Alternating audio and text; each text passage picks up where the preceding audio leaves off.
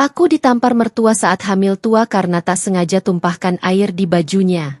Suamiku diam dan tak membelaku. Assalamualaikum warahmatullahi wabarakatuh. Halo Bunda sahabat Ainun. Semoga Bunda semuanya dalam keadaan sehat dan selalu bahagia ya. Sebelum saya lanjut, yuk Bunda absen dari kota mana saja? Dan buat yang sudah like, komen, dan subscribe semoga rezekinya dilancarkan ya. Yuk, langsung kita mulai kisahnya. Udara siang itu begitu pengap. Kipas angin yang berputar lambat di ruang tengah tak banyak membantu mengusir rasa gerah. Aku duduk perlahan di kursi, menahan napas yang terasa berat. Perutku kian membuncit, tanda hari kelahiran semakin dekat. Setiap gerakan kecil dari janin dalam rahimku bagai sebuah peringatan. Sebentar lagi aku akan menjadi seorang ibu. Seharusnya ini menjadi masa yang penuh kebahagiaan. Tetapi entah mengapa aku justru merasa rumah ini semakin menyesakan. Aku menikah dengan anaknya hampir 3 tahun lalu. Sejak hari pertama, aku berusaha sekuat tenaga untuk menyesuaikan diri dengan keluarga barunya. Menjadi menantu bukan perkara mudah, terlebih dengan mertua yang penuh tuntutan. Aku sudah terbiasa dengan tatapan merendahkan, sindiran yang menusuk, bahkan kalimat-kalimat tajam yang seakan sengaja dilontarkan untuk menguji kesabaranku. Namun, demi suami dan demi pernikahan yang kucoba pertahankan, aku selalu menahan diri. Hari itu aku hanya ingin melakukan hal sederhana, menuangkan segelas air putih. Tanganku memang agak bergetar karena tubuh yang lelah, keringat menetes di pelipis, dan kakiku bengkak karena kehamilan. Gelas yang kupegang terasa dingin, tapi genggamanku kurang kuat. Saat aku menaruhnya di meja, sedikit tersenggol, dan dalam sekejap air itu tumpah mengenai baju mertua yang baru saja melintas di hadapanku. Aku terkejut. Astagfirullah. Maaf, Bu. Saya tidak sengaja, ujarku panik sambil meraih tisu. Kupikir ia akan mengangkat alis, mungkin kesal sebentar, lalu membiarkannya. Tetapi aku salah besar. Wajahnya berubah seketika, merah padam seperti bara api. Tatapannya menembusku, seakan aku baru saja melakukan dosa besar. Dasar perempuan tidak becus. Sudah tahu hamil, kerja pun serampangan. Apa susahnya menuang air? Suaranya meledak, keras hingga menggema di ruang tamu. Aku menunduk dalam-dalam, tubuhku gemetar. Saya sungguh tidak sengaja, Bu. Biar saya cuci bajunya sekarang, ya? Aku mencoba menenangkan, meski jantungku berdegup kencang. Namun sebelum sempat melangkah, tamparan keras mendarat di pipiku. Rasanya panas. Bukan hanya di kulit, tapi juga sampai ke hati. Suara tamparan itu terasa memalukan, seperti dentuman yang menelanjangi harga diriku. Aku terdiam, air mata langsung membasahi pipi. Tidak sengaja, tidak sengaja. Semua kesalahanmu selalu begitu. Kamu pikir aku mau dimandikan air oleh menantu murahan sepertimu? Bentaknya, semakin meninggi. Tangannya kemudian menjambak rambutku kasar. Aku terpekik, tubuhku yang ringkih ditarik paksa. Aku mencoba meraih perutku dengan satu tangan, melindungi buah hati yang kutunggu 9 bulan ini. Bu, tolong, saya tidak kuat. Suaraku bergetar, nyaris tak terdengar. Tapi permohonanku tak digubris. Ia menyeretku beberapa langkah ke ruang tengah, di depan pembantu rumah dan 2 tetangga yang kebetulan datang. Pandanganku kabur oleh air mata. Namun aku bisa merasakan tatapan iba sekaligus terkejut dari mereka. Bukannya malu, mertuaku justru semakin menjadi-jadi. Inilah menantu yang dibanggakan anakku? Baru menumpahkan air saja sudah beralasan. Bagaimana bisa perempuan seperti ini jadi istri dan ibu? Malu aku punya menantu sepertimu, katanya sambil terus menarik rambutku. Aku menahan sakit, berusaha berdiri tegak meski tubuhku hampir roboh. Bayiku berputar di dalam perutku, seakan ikut merasakan penderitaan ibunya. Aku ingin berteriak, ingin melawan, tetapi rasa takut mengikat lidahku. Selama ini, suamiku selalu memilih diam bila ibunya marah. Dan aku tahu, kali ini pun ia tak akan berpihak padaku. Di detik itu, aku merasa sangat kecil, hina, dan tak berharga. Luka bukan hanya di tubuhku, tapi juga di hati. Luka yang mungkin tak akan pernah sembuh. Meski waktu terus berjalan, aku menatap air yang masih menetes di lantai, bercampur dengan air mataku. Air itu akan segera mengering, tapi penghinaan ini akan membekas sepanjang hidupku. Malam itu, rumah terasa begitu dingin meski udara sebenarnya gerah.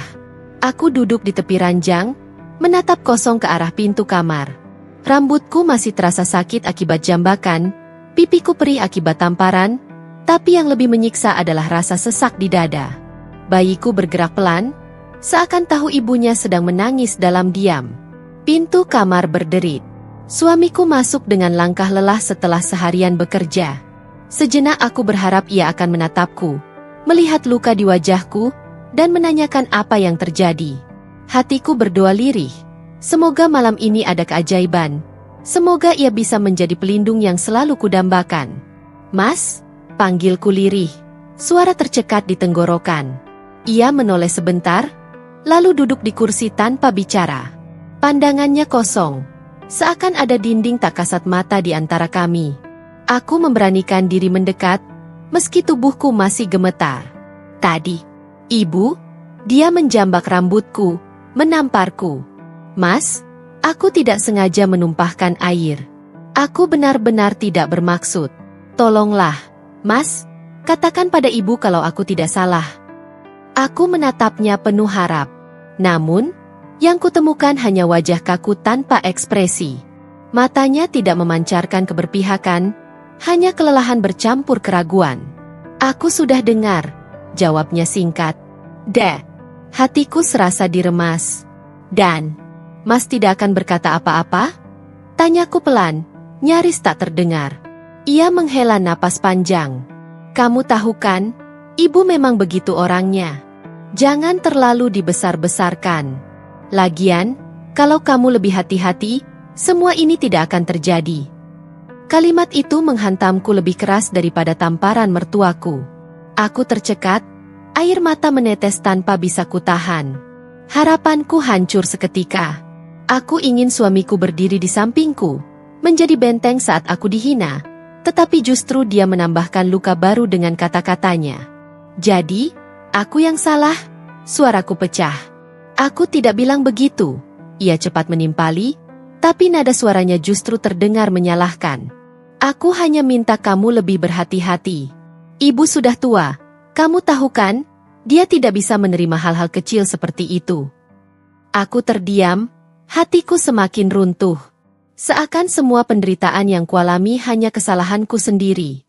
Suami yang seharusnya menggenggam tanganku, justru memilih menutup mata dan membiarkan aku tenggelam.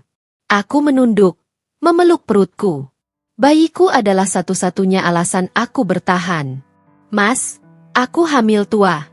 Aku lelah. Aku butuh Mas ada di sampingku, bukan malah membiarkan aku diperlakukan seperti ini."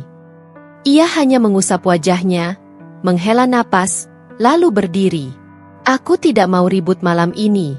Aku capek. Besok saja kita bicara lagi." Dan begitu saja, ia merebahkan diri di sisi ranjang, memalingkan wajahnya dariku. Aku mematung. Air mataku mengalir deras, membasahi bantal. Malam itu aku benar-benar merasa sendirian. Suamiku membisu, memilih diam, bahkan lebih memilih tidur daripada mendengar hatiku yang retak. Keheningan kamar menusuk. Jam dinding berdetak pelan, seakan menghitung setiap detik kesepianku. Aku sadar, mungkin aku terlalu berharap banyak. Suami yang kucintai ternyata bukan penopang, melainkan bayangan yang selalu bersembunyi di balik ibunya. Aku menatap langit-langit kamar yang gelap. Dalam hati, aku berbisik pada bayiku, "Nak, hanya kaulah yang membuat ibu bertahan. Suatu hari, kita akan keluar dari semua ini. Ibu janji." Pagi itu, tubuhku masih terasa lemah. Pipi yang kemarin ditampar mertuaku masih memerah, dan rambutku kusut karena jambakan kerasnya. Aku berusaha menata diri, menguatkan langkah, berharap hari ini akan sedikit lebih tenang. Namun ternyata, harapan itu hanya mimpi kosong. Baru saja aku melangkah ke ruang tengah, suara lantang mertuaku sudah terdengar. Ia duduk di kursi dengan dada terangkat, menatapku seakan aku makhluk paling hina di muka bumi. Suamiku ada di sana, duduk menunduk di sofa, seolah tak punya nyali menatap siapapun. Akhirnya kau muncul juga, kata mertuaku dengan nada tajam. Perempuan tak tahu diri. Rumah ini jadi kotor karena kehadiranmu. Hamil besar begitu, tapi kelakuan tetap saja ceroboh. Aku terdiam, mencoba menahan diri. Lidahku keluh. Aku hanya bisa menggenggam erat perutku, melindungi bayi yang selalu menjadi saksiku. Belum sempat aku menjawab, ia melanjutkan, sejak awal aku sudah bilang, kau tidak pantas untuk anakku. Kau hanya lulusan biasa, tidak punya apa-apa, dan sekarang, lihat, bahkan menuangkan air pun tak becus. Aku menunduk, air mata jatuh menetes di lantai. Kata-kata itu menusuk lebih dalam daripada cambuk apapun. Mas, aku menoleh kepada suamiku, berharap ia akan bersuara. Tapi yang kulihat hanya wajah kaku, bibir terkatup rapat, seakan semua kata tersangkut di tenggorokannya. Mertuaku mendengus, lalu berdiri dengan langkah kasar. Aku muak melihat wajahmu. Anak saya pantas dapat perempuan yang lebih baik. Kau cuma beban. Sudah tidak bisa mengurus rumah, tidak bisa melayani suami dengan benar, sekarang malah bikin malu keluarga. Apa gunanya punya menantu macam kamu? Kata-katanya bagai anak panah, menancap di dadaku satu persatu. Aku ingin berteriak, ingin menjelaskan bahwa aku sudah berusaha, bahwa aku bukan seperti yang ia tuduhkan. Tapi tenggorokanku tercekat. Mertuaku lalu menatap suamiku tajam. Rohman, sampai kapan kamu mau terus-terusan membela perempuan ini? Ceraikan saja. Lepaskan dia. Masih banyak perempuan yang lebih pantas untukmu. Aku menoleh, menatap wajah suamiku dengan pandangan memohon. Air mataku jatuh deras. Seluruh tubuhku bergetar. Aku ingin ia bangkit, menolak permintaan itu, berdiri di sisiku.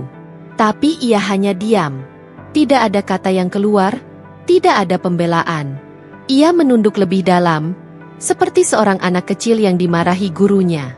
Keheningannya jauh lebih kejam daripada teriakan mertuaku. Sunyi yang ditinggalkannya adalah pengkhianatan. Hatiku runtuh. Suara mertuaku terus menggema, tapi telingaku seolah berdengung. Aku hanya bisa mendengar detak jantungku yang berat dan tangisan di dalam hatiku.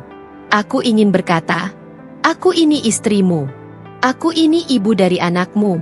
Kenapa kau membiarkan aku dihina begini? Tapi suara itu hanya berputar di kepalaku, tak mampu keluar dari bibir yang bergetar. Di detik itu, aku sadar, barangkali aku hanyalah tamu di rumah ini, seseorang yang keberadaannya tak pernah benar-benar diterima. Dan yang lebih menyakitkan, aku hanyalah istri di atas kertas bagi suamiku. Aku menatapnya sekali lagi, mencoba mencari secercah keberanian dalam matanya. Tapi yang kutemukan hanya kebisuan yang menusuk lebih dalam dari segala hinaan. Aku mundur perlahan, masuk kembali ke kamar dengan tubuh gemetar. Dalam hatiku, ada suara lirih berbisik. Mungkin, aku benar-benar sendirian dalam pernikahan ini. Malam itu, rumah kembali sunyi. Namun di balik keheningan, aku mendengar suara lirih dari ruang tamu. Nada bicara yang tegang membuat dadaku ikut berdebar. Aku berjalan perlahan ke balik pintu kamar yang sedikit terbuka, lalu terduduk diam, mendengarkan setiap kata yang menusuk hatiku. Suara mertuaku terdengar jelas. Rohman, kamu harus sadar, perempuan itu bukan jodohmu. Hidupmu jadi kacau sejak dia masuk ke keluarga ini. Aku sudah bilang dari awal, dia bukan pilihan yang tepat. Hatiku menciut. Kata-kata itu seperti palu yang menghantam berkali-kali, meski aku sudah terbiasa mendengarnya. Tetapi malam ini, nada suaranya lebih dingin, lebih memaksa, seolah keputusan tentang hidupku harus diakhiri di meja itu juga. Suamiku diam beberapa saat, lalu terdengar helaan napas panjang. Bu, ini bukan perkara mudah. Dia istriku, dan sebentar lagi akan melahirkan anakku. Apa gunanya punya istri yang tidak bisa membawa ketenangan rumah tangga? Lihat sendiri kan, tiap hari hanya membuat masalah. Aku sudah cukup sabar. Kalau kamu terus pertahankan dia, kamu yang akan menanggung akibatnya, jawab mertuaku tajam. Aku menutup mulut dengan telapak tangan, menahan isak yang hampir pecah. Tubuhku bergetar hebat. Janin di rahimku bergerak gelisah, seakan turut merasakan badai yang sedang menimpa ibunya. Suara suamiku kembali terdengar, kali ini lebih lirih. Tapi, Bu, dia sedang hamil. Kalau aku ceraikan sekarang, bagaimana dengan kandungannya? Mertuaku menggebrak meja. Justru itu. Kalau kamu biarkan dia melahirkan dulu, ikatanmu dengannya akan semakin kuat. Cepat selesaikan sekarang, sebelum semuanya terlambat. Aku tidak mau punya menantu yang membuatku malu seumur hidup. Air mataku menetes deras, jatuh ke lantai kamar. Kata-kata itu seperti pisau yang menorehkan luka baru. Bagaimana bisa seorang ibu, yang seharusnya memahami perasaan perempuan, tega memaksakan perceraian saat aku tengah mengandung cucunya sendiri? Aku memeluk perutku erat-erat, berbisik lirih pada bayiku. Nak, maafkan ibu. Dunia ini begitu kejam. Bahkan sebelum kau lahir, keberadaanmu sudah dianggap masalah. Suara suamiku kembali terdengar, kali ini dengan nada putus asa. Bu, jangan paksa aku bingung. Aku tidak tahu harus bagaimana. Aku menutup mata, hatiku semakin remuk. Kalimat itu adalah pengakuan telak bahwa ia tak mampu berdiri untukku. Suami yang dulu kujadikan sandaran hidup, kini goyah di hadapan ibunya sendiri. Mertuaku menimpali, kamu tidak perlu bingung. Aku yang paling tahu apa yang terbaik untukmu. Ceraikan dia. Cari perempuan yang bisa membanggakan keluarga kita. Bukan dia, bukan yang seperti itu. Di dalam kamar, aku akhirnya tak sanggup lagi menahan tangis. Isakanku pecah, meski kututup dengan bantal agar tak terdengar. Namun janin di rahimku kembali bergerak, kuat, seolah menendang dinding perutku untuk memberitahu, ia ikut terluka. Malam itu, aku merasa tubuhku hancur. Antara aku, suami, dan ibu mertuaku, seolah aku hanya seorang asing yang tak punya suara. Hidupku diperdebatkan, masa depanku ditentukan oleh mulut orang lain. Sementara suamiku, orang yang seharusnya melindungiku, hanya duduk diam, terombang-ambing antara cinta dan kewajiban. Aku tahu, luka ini akan meninggalkan bekas yang dalam. Bekas yang takkan hilang, bahkan setelah air mataku kering. Malam turun dengan sepi yang menyesakan. Lampu kamar redup, hanya temaram kuning yang menyinari dinding yang pucat. Di luar jendela, angin malam berdesir pelan, membawa suara serangga yang nyaris tak terdengar. Tetapi di dalam kamar, ada suara yang jauh lebih pilu, tangisku yang teredam. Aku berbaring miring, memeluk bantal erat-erat. Pipiku basah, bulu mataku lengket oleh air mata yang tak kunjung berhenti. Setiap kali ku pejamkan mata, bayangan wajah suamiku yang membisu dan kata-kata tajam mertuaku kembali terngiang. Aku mengusap perutku perlahan. Nak, dengar suara ibu? Suaraku bergetar. Di dalam sana, ada kehidupan kecil yang bergantung sepenuhnya padaku.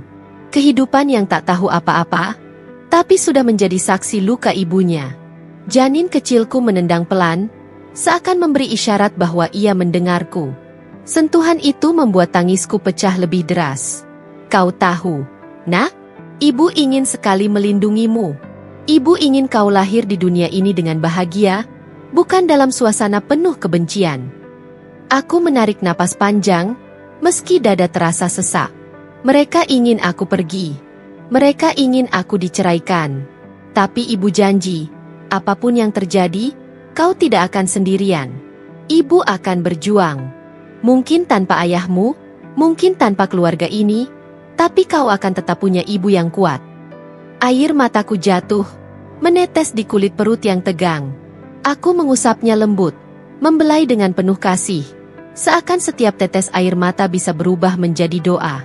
Aku menatap langit-langit kamar yang gelap. Sunyi menusuk telinga. Di sisi ranjang, suamiku terlelap dengan punggung membelakangiku. Aku menatapnya lama, menunggu keajaiban, berharap ia akan berbalik, meraih tanganku, mengatakan semua akan baik-baik saja. Tapi tidak. Yang kudapat hanyalah dengkuran halus dan jarak yang kian melebar. Kesepian itu begitu pekat. Aku merasa seperti terperangkap dalam dunia yang tidak berpihak padaku. Dunia di mana aku hanyalah seorang istri yang tak dianggap, seorang menantu yang tak diinginkan, seorang perempuan yang terus-menerus disalahkan. Namun, di balik semua itu, ada satu hal yang tak bisa mereka ambil dariku, tekad. Tekad untuk bertahan, untuk melindungi anakku. Aku kembali berbisik pada janinku. Suaraku patah-patah di antara isak tangis. Nak, jika nanti kau besar dan membaca kisah ini dari mata ibumu, ketahuilah bahwa sejak dalam kandungan, kau sudah jadi alasan ibu bertahan. Kau adalah cahaya di tengah gelapnya malam, alasan ibu untuk tidak menyerah. Jam dinding berdetak pelan. Setiap detik terasa panjang, seakan malam tak kunjung berakhir. Aku menangis hingga mataku bengkak, hingga tubuhku letih, hingga aku tertidur dengan tangan masih menempel di perutku. Malam itu, aku mungkin sendirian. Tapi aku tahu, di dalam rahimku ada jiwa kecil yang menemaniku, yang membuatku tidak benar-benar sendiri. Dan untuknya, aku harus kuat, sekuat apapun badai yang menimpa. Malam itu, ketika ucapan itu akhirnya meluncur dari bibir suamiku, aku terdiam. Hatiku seperti diremukan berkali-kali. Suara yang dulu begitu hangat bagiku kini terdengar dingin, penuh jarak, seolah aku hanyalah beban yang ingin segera ia singkirkan. Aku rasa, kita memang harus berpisah, ucapnya tanpa menatap mataku. Tidak ada lagi keraguan di wajahnya. Tidak ada sedikit pun usaha untuk bertahan, tidak ada secuil rasa ingin memperjuangkan rumah tangga kami. Yang ada hanya kelelahan, mungkin juga kelegaan, karena akhirnya ia menuruti keinginan ibunya. Aku menunduk, menatap perutku yang mulai membesar. Bayi kecil itu menendang pelan, seolah ikut berbicara denganku. Ibu akan kuat, ibu tidak akan jatuh, bisikku dalam hati. Sakit? Tentu saja. Selama ini aku berjuang keras menjaga rumah tangga, menahan luka demi luka, mencoba bersabar menghadapi sikap mertuaku, hingga rela mengalah demi kerukunan.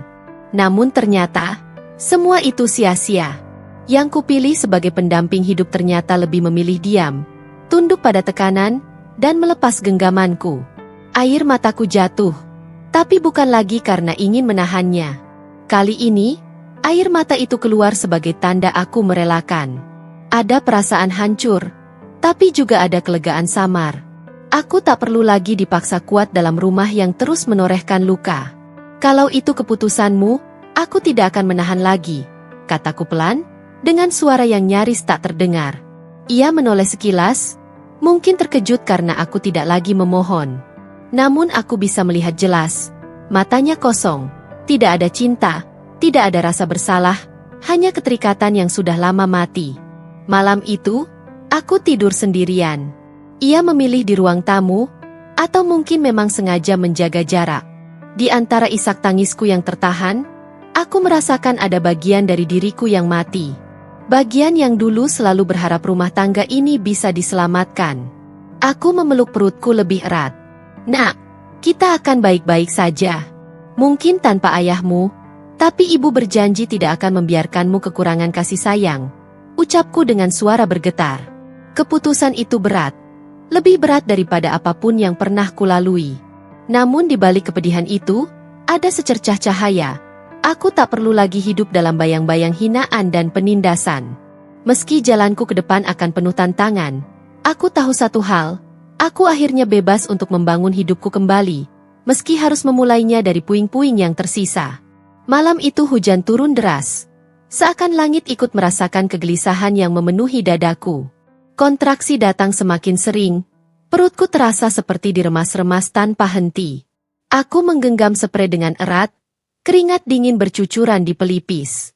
Dalam hati aku berulang kali menyebut nama Allah, memohon agar aku diberi kekuatan. Tidak ada suami di sisiku untuk mengelus punggung atau sekadar menggenggam tanganku. Hanya sunyi yang menemaniku. Dan di balik sunyi itu ada luka yang masih menganga karena pengkhianatan dan keberpihakan suami pada ibunya. Aku segera dibawa ke bidan oleh seorang tetangga yang begitu peduli. Lampu di ruang bersalin menyala terang, membuat segala rasa sakit seakan lebih nyata. Suara detak jam dinding, bau khas obat-obatan, dan peralatan medis yang rapi tertata, semuanya berpadu menciptakan suasana tegang. Bidan menatapku dengan tatapan hangat. Ibu kuat, Sebentar lagi bayinya akan lahir, katanya lirih, mencoba menenangkan hatiku. Aku mengangguk. Meski di dalam dada masih ada rasa sepi yang menusuk. Setiap kali kontraksi datang, aku berteriak menahan sakit. Tubuhku gemetar, napasku tersengal, namun mataku tetap terpejam dengan doa. Aku berbisik lirih. "Nak, bertahanlah. Ibu di sini menunggumu." Rasa sakit itu seperti mematahkan seluruh tulang. Tetapi di tengah perih itu aku sadar. Aku tidak sendiri, ada kehidupan baru yang sedang berjuang bersama denganku. Waktu terasa berjalan lambat. Suara bidan dan perawat berganti-ganti memberikan instruksi, menyemangatiku untuk mendorong. "Ayo, Bu, sedikit lagi." Bayinya hampir keluar. Aku mengumpulkan sisa tenaga, menekan segala sakit yang menyalip kesadaranku. Dalam teriakan panjang, aku mengerahkan seluruh kekuatan, dan akhirnya terdengar suara tangisan yang nyaring memenuhi ruangan. Tangisan itu membuatku meneteskan air mata. Semua rasa sakit seakan sirna dalam sekejap. Bayiku diangkat, tubuh mungilnya dibersihkan, lalu perlahan diletakkan di dadaku. Hangat tubuhnya menempel di kulitku, membuat dadaku berguncang oleh rasa haru. Mataku menatap wajah kecil itu, matanya masih terpejam, tangannya menggenggam udara. Aku menangis terseduh, bukan lagi karena luka masa lalu, melainkan karena rasa syukur yang meluap-luap. "Selamat ya, Bu. Anaknya sehat sekali," ucap bidan dengan senyum tulus. Aku hanya bisa mengangguk sambil mencium kening bayiku. Dalam hati aku berjanji, apapun yang terjadi, aku akan menjadi pelindung dan cahaya untuknya. Aku tak peduli lagi suami atau mertuaku. Kehidupan baruku ada di sini, dalam pelukan kecil yang baru saja hadir ke dunia. Tetangga yang menemaniku ikut meneteskan air mata. "Kamu kuat sekali. Lihat, Allah ganti semua air matamu dengan anugerah ini," katanya. Aku mengangguk, sambil menatap bayi mungil itu dengan penuh cinta. Saat itu aku merasa, luka yang selama ini kurasakan mulai perlahan berganti dengan kekuatan baru. Aku tahu, jalan ke depan tidak akan mudah. Akan ada banyak cobaan. Mungkin juga cemooh dari orang-orang yang dulu merendahkanku. Tapi malam itu aku belajar sesuatu. Aku tidak lagi seorang istri yang ditindas. Aku sekarang seorang ibu yang harus bangkit. Dan kehadiran bayi ini bukan hanya anugerah, tapi juga cahaya yang akan menuntunku membangun kehidupan yang lebih bermakna. Aku mengusap lembut pipinya yang halus, lalu berbisik, "Nak, selamat datang di dunia. Mulai hari ini, hanya ada kita berdua. Ibu janji akan selalu melindungimu, membesarkanmu dengan kasih sayang, dan menjadikan hidupmu penuh kebahagiaan. Kehadiranmu adalah awal dari kehidupan baru kita." Malam itu, setelah bayiku tertidur pulas dalam dekapan, aku duduk di depan meja kecil yang sudah mulai penuh dengan catatan, paket kecil, dan laptop tuaku. Cahaya lampu temaram menyinari wajahku yang masih pucat setelah melahirkan, tapi mataku menyala penuh semangat. Tak banyak yang tahu. Bahkan suamiku pun tidak pernah benar-benar menyadari bahwa sejak 2 tahun lalu aku sudah mencoba menjalankan bisnis kecil-kecilan. Awalnya hanya sekadar iseng, menjual produk herbal buatan tangan melalui media sosial dengan akun samaran. Modal pertamaku hanyalah Rp100.000 hasil menabung dari sisa belanja bulanan. Saat itu aku merasa bersalah menyembunyikannya. Tapi aku juga tahu, jika aku bercerita, suamiku pasti meremehkan. Dia selalu berkata aku hanya istri bodoh yang tak bisa apa-apa. Kini, setelah perpisahan pahit itu, bisnis kecilku yang dulu kusimpan rapat-rapat menjadi satu-satunya pegangan.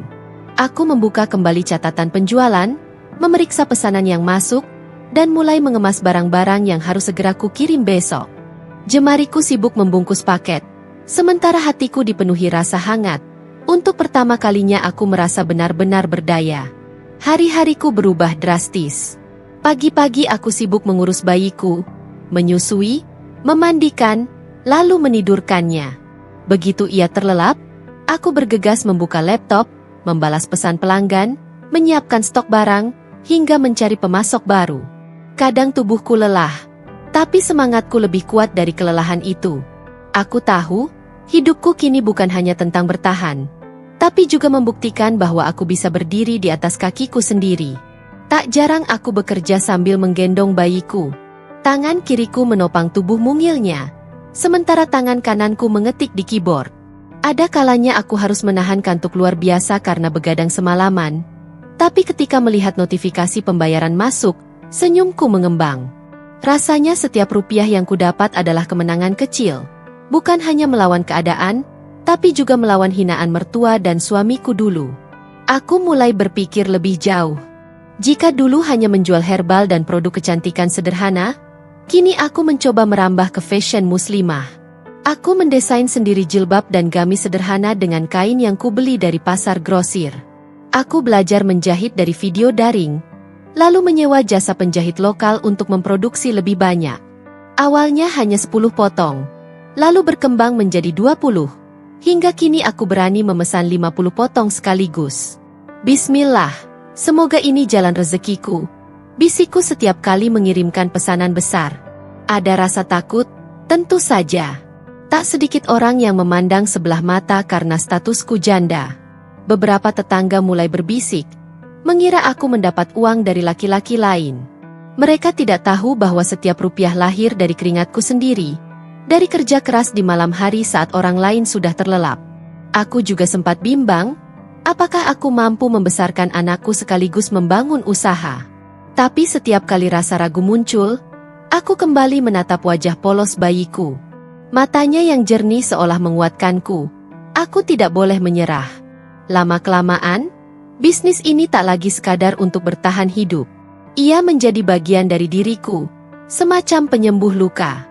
Di balik setiap paket yang kukirim, aku merasa seperti sedang merangkai kembali harga diriku yang dulu dihancurkan mertua dan suamiku. Tak kusangka, bisnis yang dulu kusembunyikan kini menjadi penyelamat.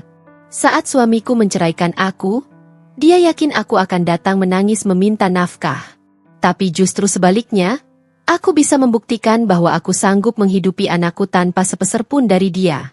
Malam itu, setelah semua paket selesai ku kemas, aku menatap langit-langit kamar. Hati kecilku berbisik, inilah awal dari kehidupanku yang baru. Aku tidak lagi hanya korban, aku adalah pejuang.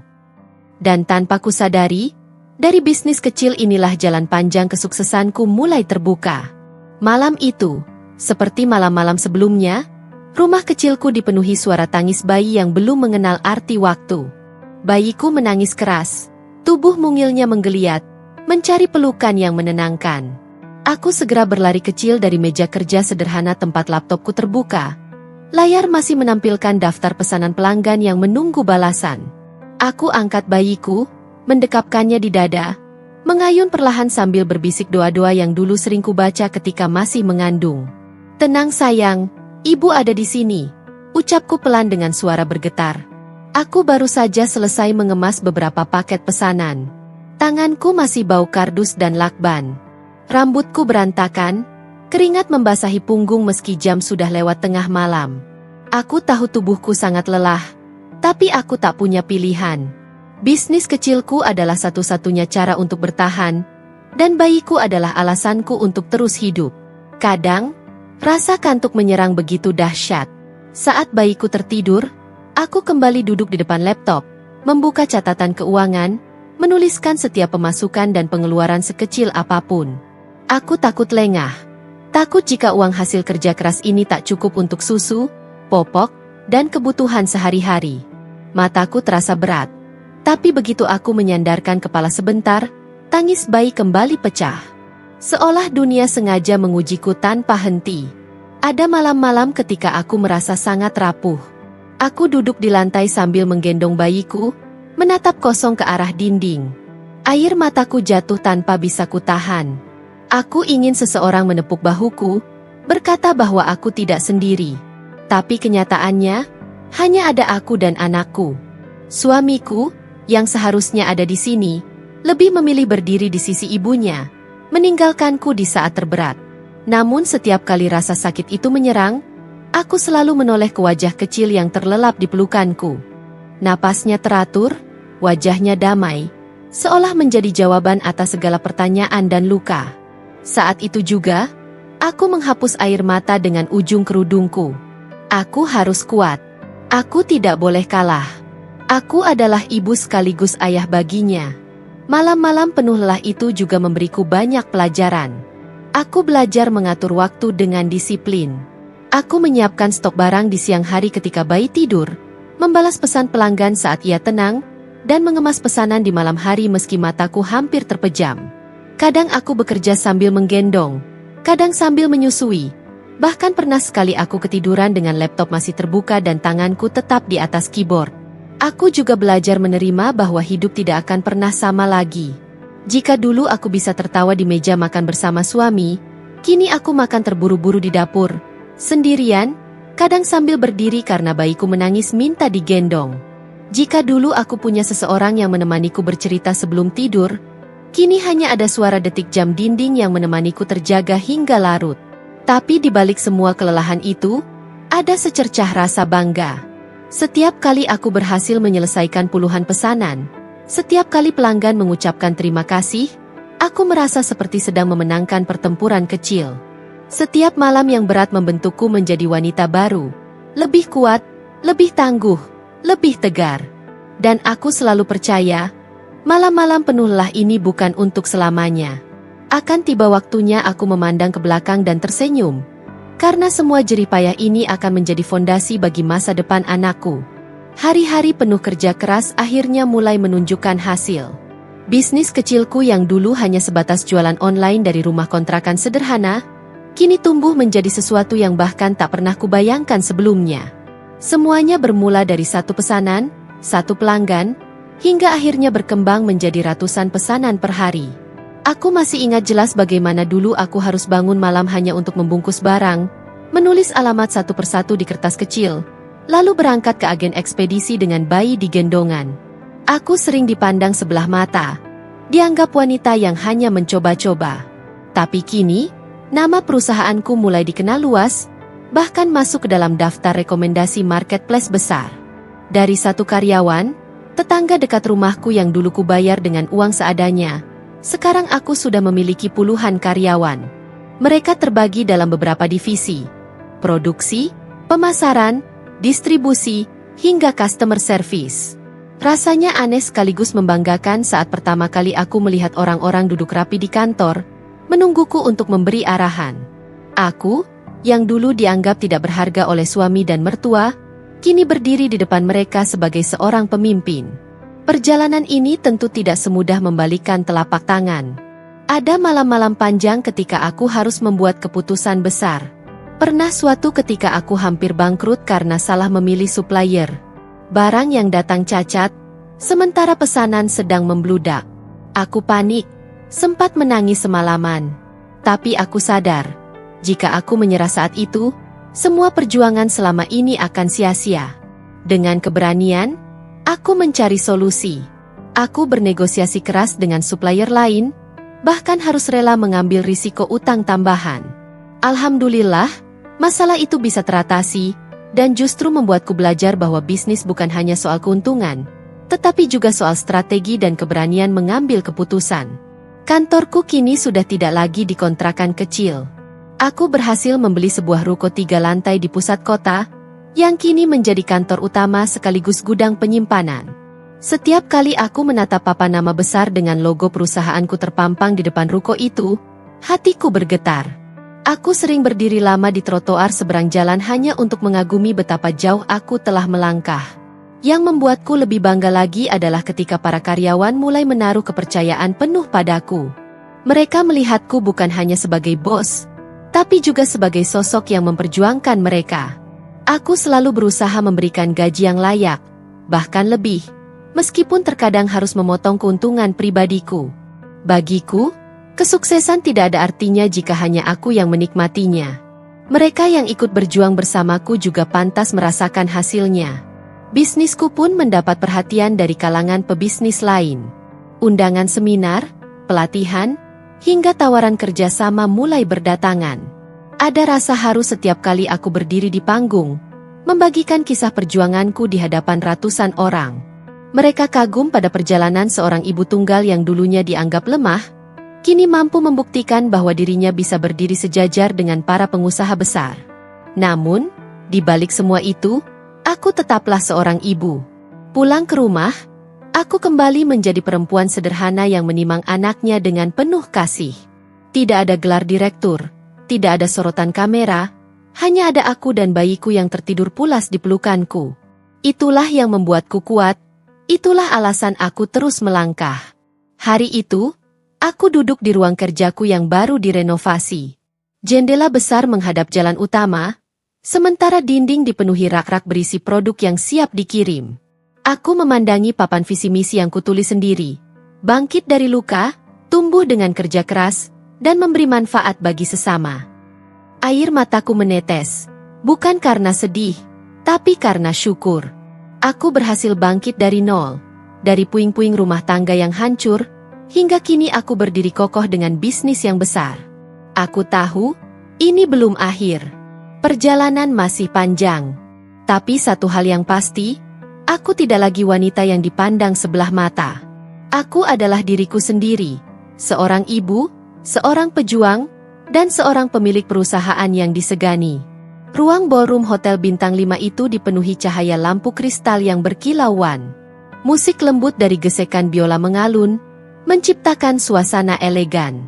Malam itu, aku hadir sebagai salah satu tamu kehormatan dalam sebuah acara besar yang dihadiri para pengusaha ternama.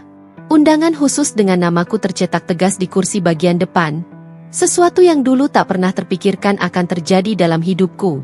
Aku melangkah masuk dengan busana sederhana namun berkelas, gaun panjang berwarna biru tua dengan hijab senada. Di sisiku, beberapa staf mendampingi, memastikan semua kebutuhan terpenuhi.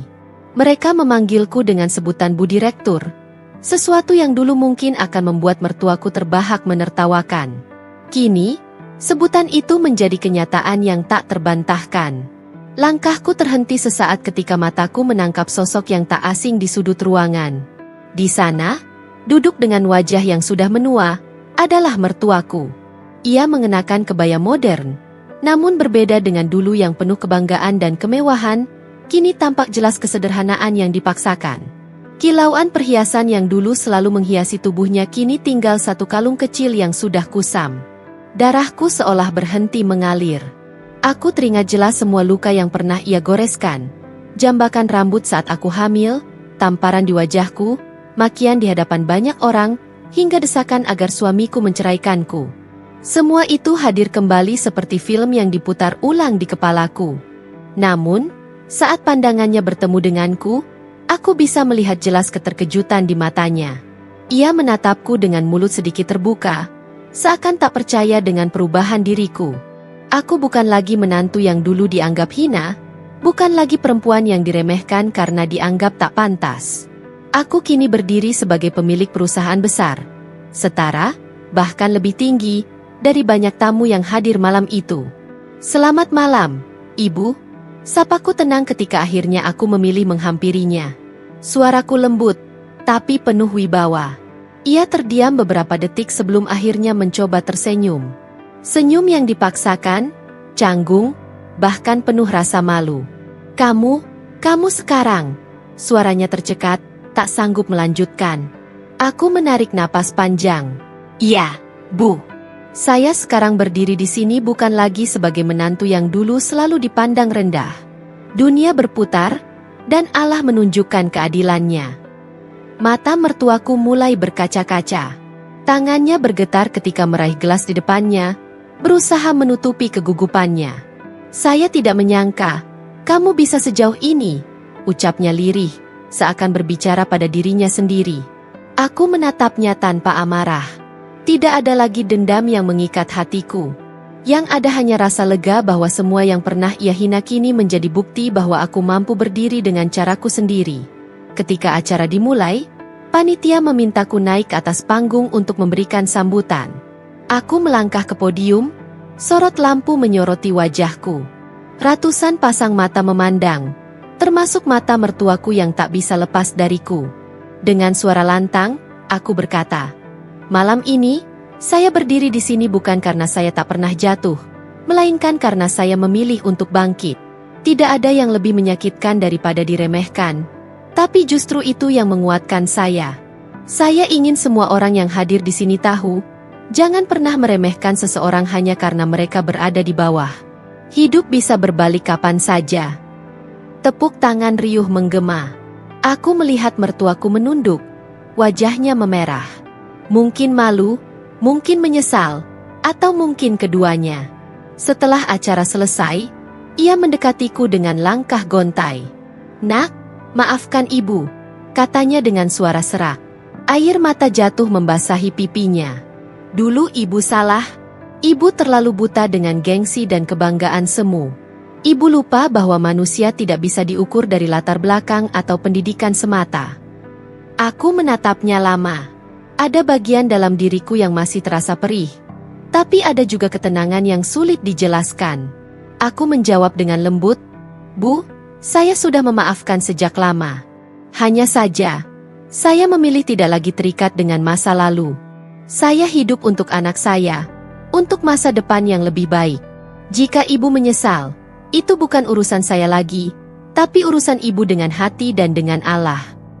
Mertuaku terisak, memegangi dadanya. Untuk pertama kalinya, aku melihatnya begitu rapuh. Sosok yang dulu selalu tinggi hati kini hancur oleh kenyataan. Aku meninggalkannya dengan langkah tenang, tanpa rasa marah, tanpa ingin membalas.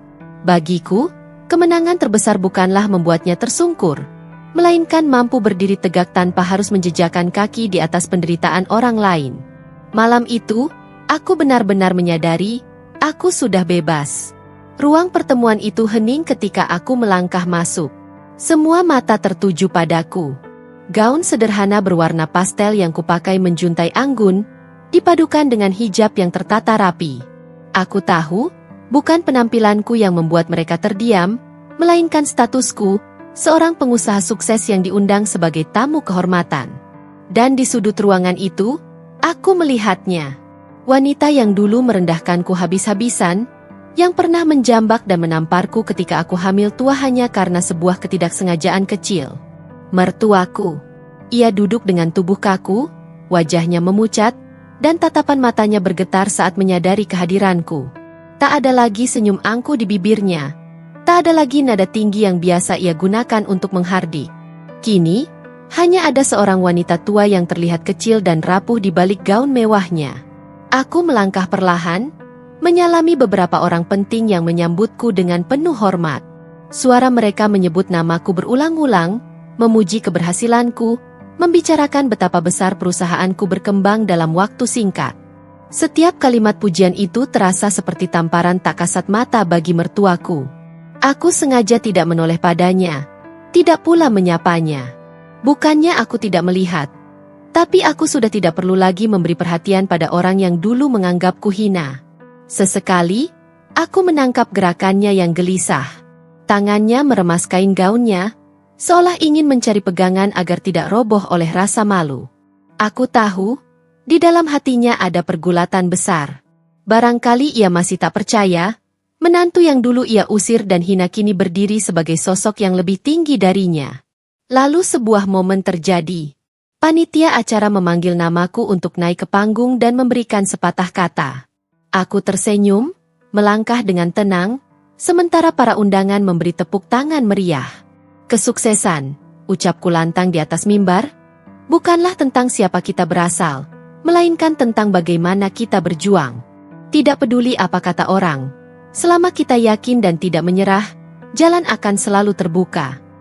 Kalimat itu kuucapkan tanpa menyebut nama siapapun. Namun aku tahu, setiap kata mengena tepat di hati mertuaku. Aku tidak butuh menyindir, tidak butuh mengungkit masa lalu. Kesuksesanku sendiri sudah menjadi jawaban atas semua hinaan. Tepuk tangan kembali bergemuruh. Dari atas panggung, aku melihat mertuaku menundukkan wajahnya.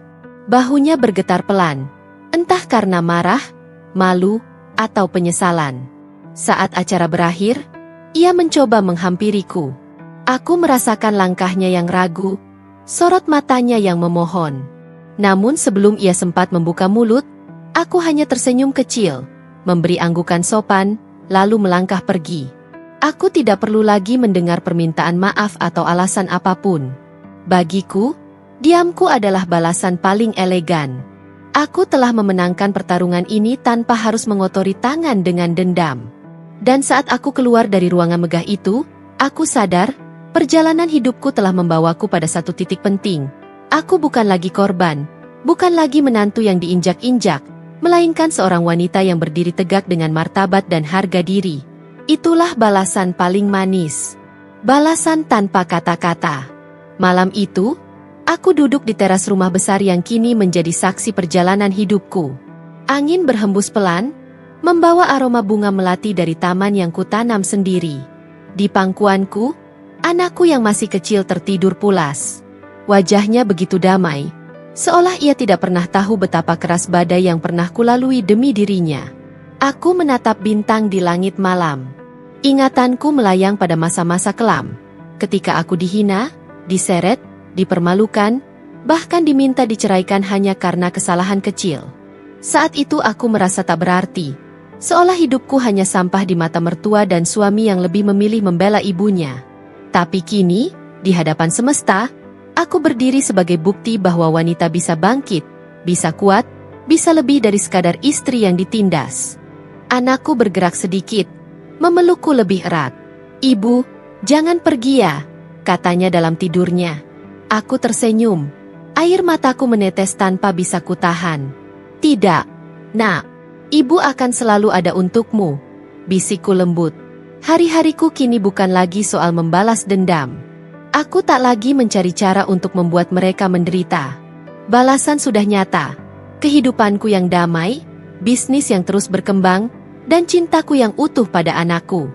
Mereka yang dulu menghancurkanku kini hidup dalam penyesalan. Dan aku memilih berdamai dengan masa lalu. Karena kebencian hanya akan membuatku terikat pada luka yang sama. Di setiap langkahku membesarkan anakku, aku menemukan arti baru dari kemenangan.